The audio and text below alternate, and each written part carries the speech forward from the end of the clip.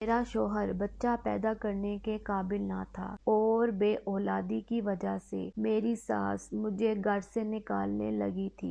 میں بہت پریشان تھی۔ پھر میں نے ایسا کام کیا کہ میرے شوہر کی سچائی سب کے سامنے آ گئی۔ میرا نام صوبیہ ہے۔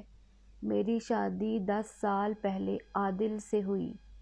یہ شادی میرے گھر والوں کی مرضی سے ہوئی اور میں شادی سے پہلے عادل کو نہیں جانتی تھی۔ میرے گھر کا ماحول بہت سخت تھا اور شادی کے تعلق کے بارے میں مجھے کچھ نہیں معلوم تھا۔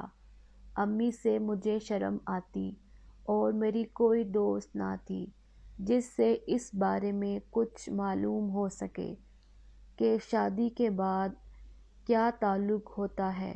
میں بہت پریشان تھی کہ نہ جانے میرے ساتھ کیا ہوگا، لیکن شادی کی رات میرے شوہر اور میرے بیچ کچھ نہ ہوا اور وہ بغیر مجھ سے کوئی بات کیے ادھر منہ کر کے سو گیا۔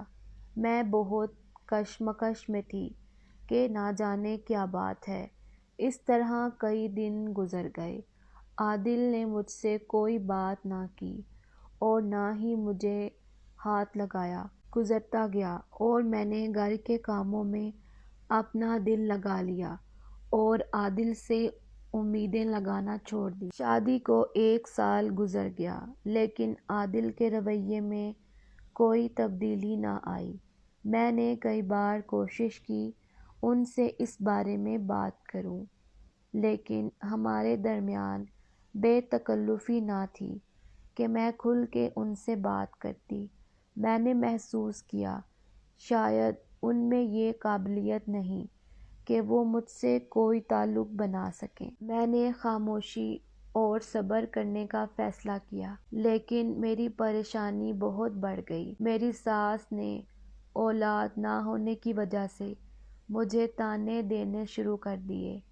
میں ان کو کیا جواب دیتی کہ میں اب تک اولاد پیدا کیوں نہیں کر سکی؟ مجھے حیرانی اس بات پہ ہوئی کہ میرا شوہر میری حمایت میں ایک لفظ بھی نہ بولتا۔ اگر میں نے اس کی اتنی بڑی کمی پہ پردہ ڈالے رکھا تو اس کو میری حمایت میں بولنا چاہیے تھا۔ نوبت یہاں تک آ گئی۔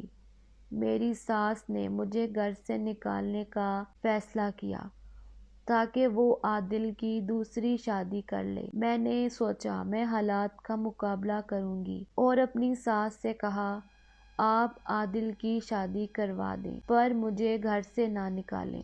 میں صبر سے رہوں گی اور آنے والی دلہن کو بہن مانوں گی۔ اس طرح میری ساس نے عادل کی دوسری شادی کروا دی۔ میں اپنے والدین کی تربیت اور اپنے شوہر کی عزت کے لیے چپ تھی، لیکن عادل کی دوسری بیوی نے کچھ ہی دنوں میں سارے معاملے کی حقیقت کھول دی اور سب کو بتا دیا کہ عادل کوئی تعلق قائم کرنے کے قابل نہیں اور اس کی چاہے 10 شادیاں ہو جائیں وہ اولاد پیدا نہیں کر سکتا۔